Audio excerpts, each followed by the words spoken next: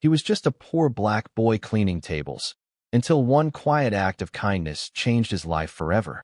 When he offered food to a homeless man, he had no idea that man was a war hero with a missing past and a powerful son searching for him. What happened next? No one saw coming. The small town of Maplewood, nestled between foggy hills and rustling woods, wasn't the kind of place where big things happened. People lived simply, working hard, saying little, and trying to stay afloat. Malik Dawson, 15, had learned that lesson early.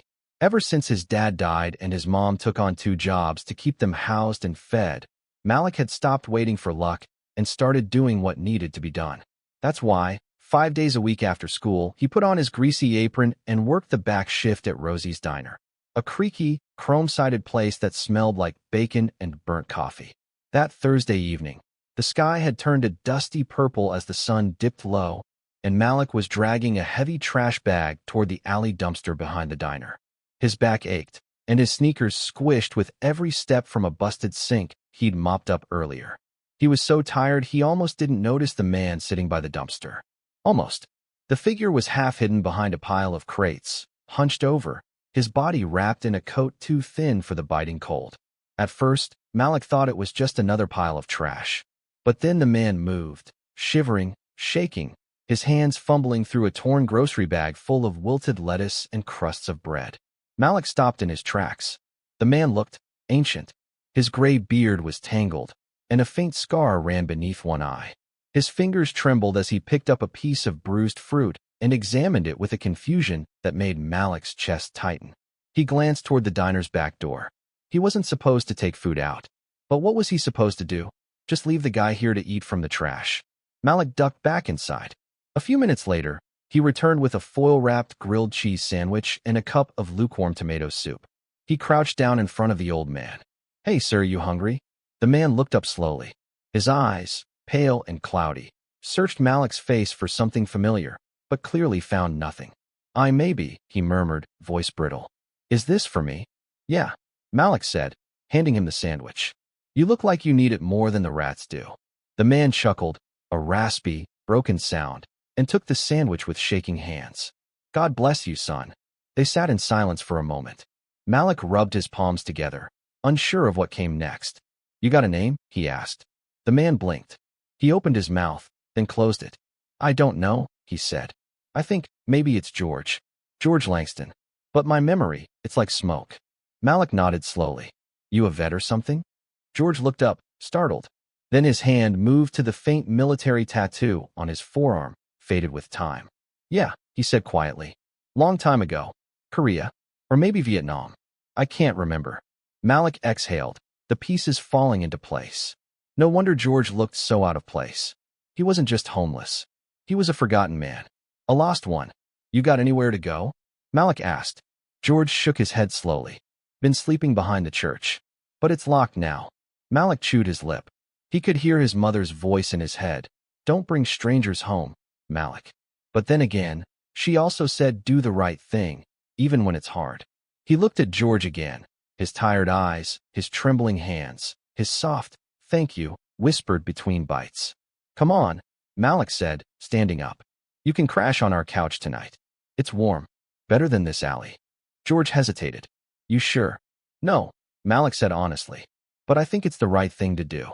And with that, the old man got to his feet, stumbling slightly as Malik offered his arm.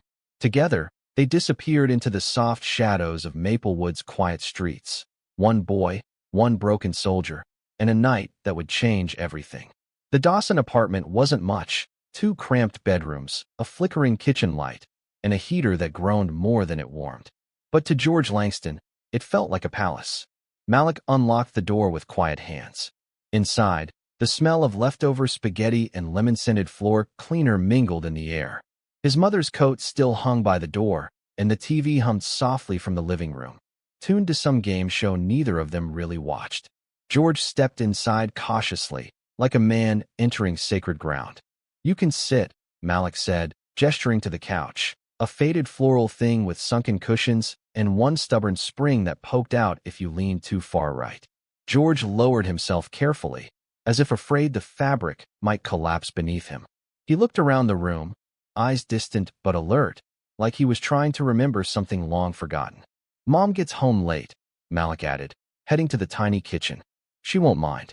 Probably just think you're another uncle passing through. George chuckled softly, though it turned into a cough halfway. I had a couch once, he muttered. And a wife. I think. A son. His voice trailed off like a radio losing signal. Malik turned back, soupkin in one hand. You remember your son's name? George frowned. His knuckles whitened as his hands clutched the armrest. I know, but I remember the way he ran down the hallway in his pajamas. Dinosaur once. Screaming about cereal. God, he loved cereal.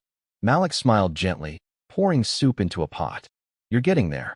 He didn't know why he felt so drawn to this man. Maybe it was the scar.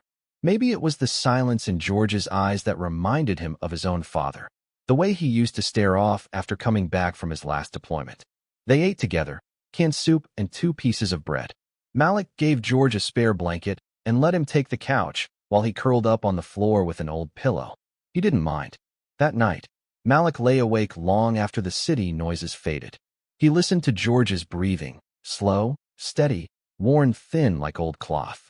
He wondered what war did to people, what memories it broke and buried. Sometime around 2 a.m., George spoke softly into the dark. Langston. Malik blinked. Huh. My last name. Langston. I think that's right. Malik sat up slightly, watching the outline of the old man's face in the dim moonlight. I like it, he said. It sounds like someone who's been through a lot, but still standing. George didn't reply, but a moment later, Malik heard him whisper, still standing. The next morning, George was up early, already sweeping the living room with a broom Malik didn't even know they owned. He moved slowly, his steps stiff, but his hands knew the rhythm. Malik watched him for a minute before speaking.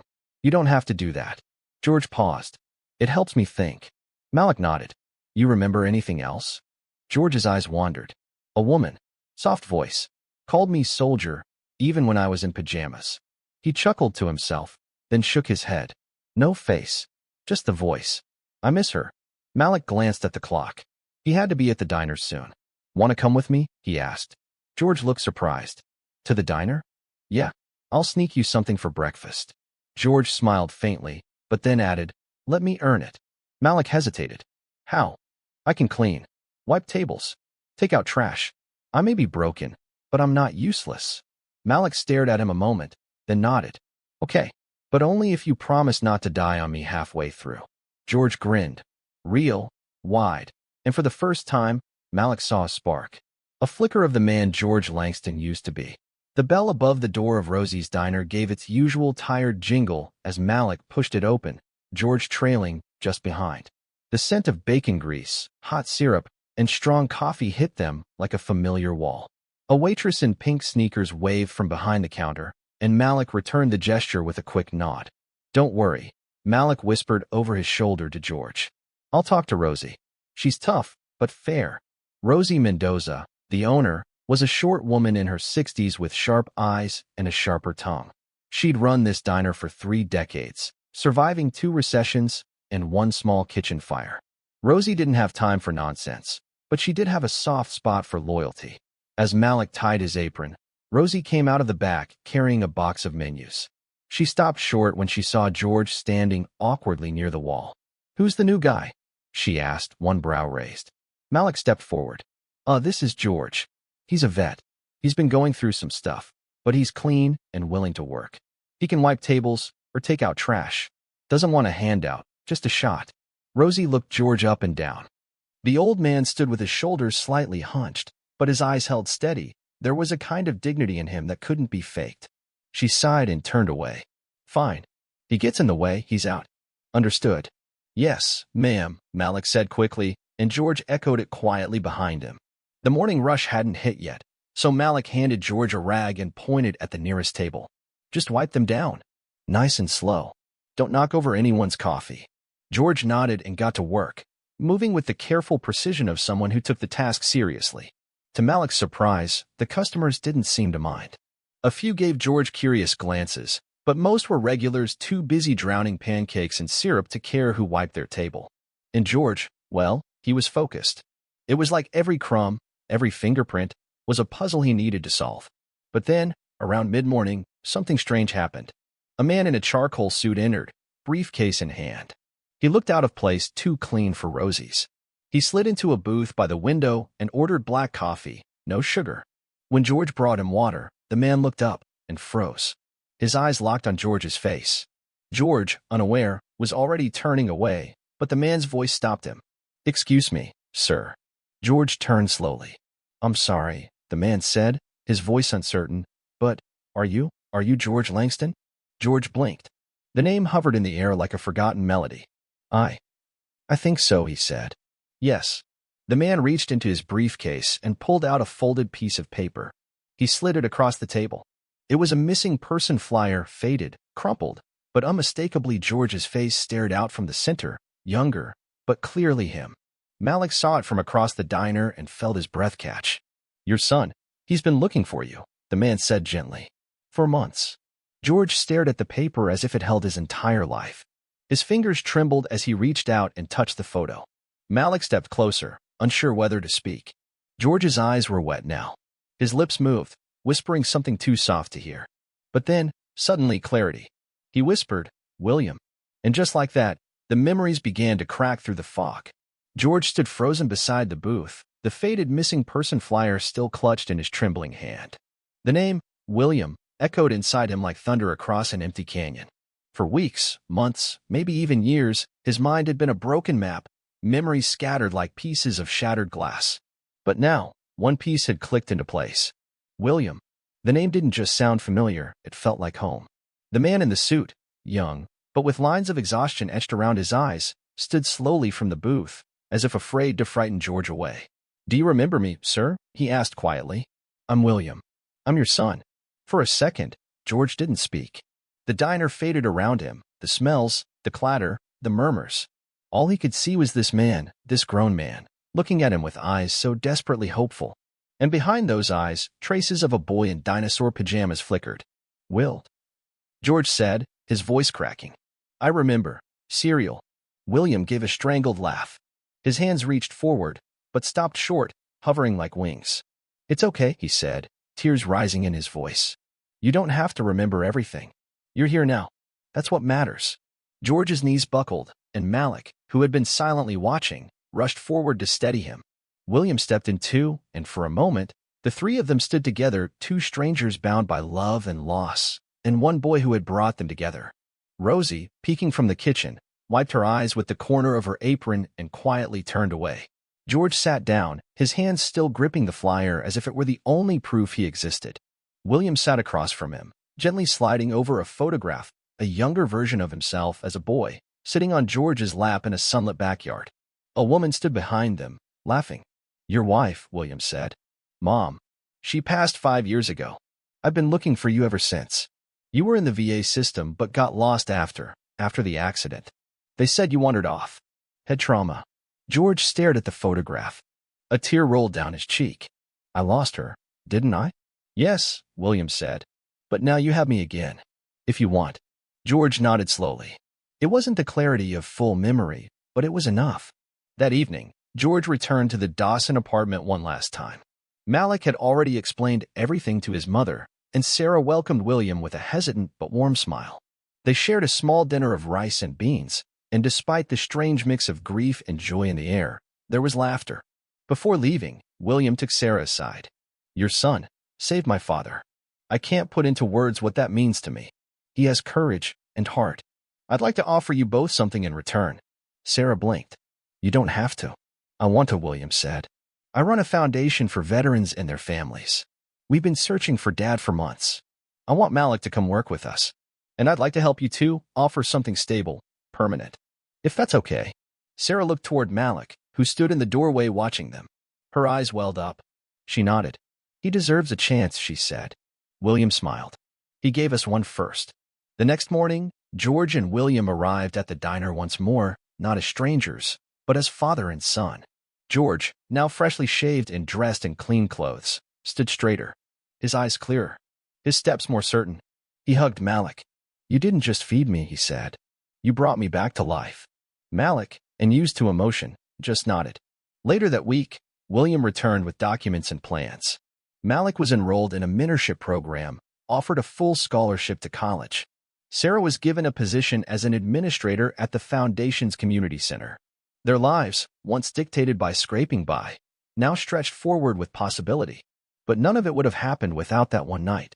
One boy, one act of quiet defiance against indifference, and one old man whose name and family were never truly lost, just waiting to be found. Malik's first day at the Foundation's youth mentorship program didn't feel like a dream come true. It felt more like the first chapter of a book he wasn't sure he was ready to read. The offices were located in a tall glass building downtown, with elevators that whispered and carpets that hushed your steps. Everything about it was the opposite of Rosie's diner. Clean, modern, distant. Malik clutched his small backpack tightly as William led him through the reception area. People in suits nodded politely. Everyone looked busy, confident, educated. He didn't feel like he belonged. William must have noticed. He paused and placed a reassuring hand on Malik's shoulder. "You've earned your place here. Don't forget that." Malik nodded but said nothing. His voice felt too small for places like this. William introduced him to Marissa, the mentorship coordinator, a tall woman with gentle eyes and a voice like morning light. She welcomed Malik warmly, gave him a schedule, and explained the orientation process. But even kindness couldn't drown out Malik's self-doubt. He spent the morning listening to workshops about leadership, growth, and purpose, but all he could think about was the stains on his only pair of dress shoes and the chip on his tooth he'd never had fixed. During the lunch break, Malik sat alone at the edge of the rooftop garden, his sandwich untouched. The city buzzed far below, oblivious. "Mind if I join you?" came a voice. It was William. Malik shrugged. "Sure." William sat beside him, not in a suit this time, but in jeans and a soft blazer. He looked more like a dad than a boss. "Rough day." Malik didn't answer right away. He stared at the skyline. "Everyone here seems like they went to fancy schools. Like they already know who they're gonna be. I'm just the kid from the diner." William was quiet for a moment. "You know, when I first started this foundation, I had no idea what I was doing. I was just trying to fill the hole Mom left. And then I lost Dad too. It made me doubt everything." He glanced at Malik. "But then you found him. You, without fancy degrees or suits, did something that changed lives. You reminded me why this place exists." Malik looked down. "Still doesn't mean I fit in." William smiled. "Maybe not yet, but you will. The people who matter most aren't the ones who look like they belong. They're the ones who make others feel like they do." The next few weeks weren't easy. Malik struggled to keep up with the pace, the language, the expectations. There were moments he wanted to quit. Moments when his past seemed too loud to ignore. But George, now a volunteer handyman at the community center, was always there. He would stop by Malik's desk with a joke or a piece of advice that somehow made everything feel lighter. "Even when you're lost," he once said, tightening a screw on a broken chair, "you're still moving. That counts." By the end of the first month, Malik led his first small group session for younger teens. He was nervous. His voice cracked. He dropped his notes. But the kids listened. They saw not a polished speaker, but someone who understood. Someone who had walked their roads. And that, more than perfect words, was enough. One afternoon, William pulled him aside. "We're looking to create a youth board, a group of leaders who help shape our programs. I want you to be part of it." Malik blinked. "Me?" William nodded. "You see what others miss. That's a kind of leadership we need." For the first time in weeks, Malik smiled without hesitation. The day came faster than Malik expected. He had been chosen to speak at the Foundation's annual gala, a night of suits, spotlights, and stories. Hundreds of donors, community leaders, and program graduates would be there. He wasn't ready, or so he thought. The evening began with soft piano music, glittering lights, and an overwhelming sense of formality. Malik stood backstage in a borrowed blazer, palms sweating, heart thudding like a drumline.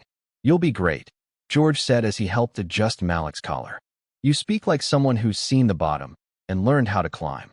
Malik looked over at William, standing near the stage with a nod of encouragement. The moment came. His name was called. He stepped onto the stage. The lights blinded him at first. Then he saw the audience, rows and rows of expectant faces. He cleared his throat. "Good evening. My name is Malik Dawson. I used to bus tables at Rosie's Diner. I never thought I'd be standing here tonight." The room stilled. He shared the story. The night he met George. The decision to offer him food. The morning after. The flyer. The reunion. But he didn't just talk about George. He talked about fear, about shame, about feeling invisible in a world that only seems to see those with perfect shoes, perfect resumes, perfect smiles. I used to think people like me weren't meant to be heard, he said, voice strong now. But someone once told me, you see what others miss. That's a kind of leadership.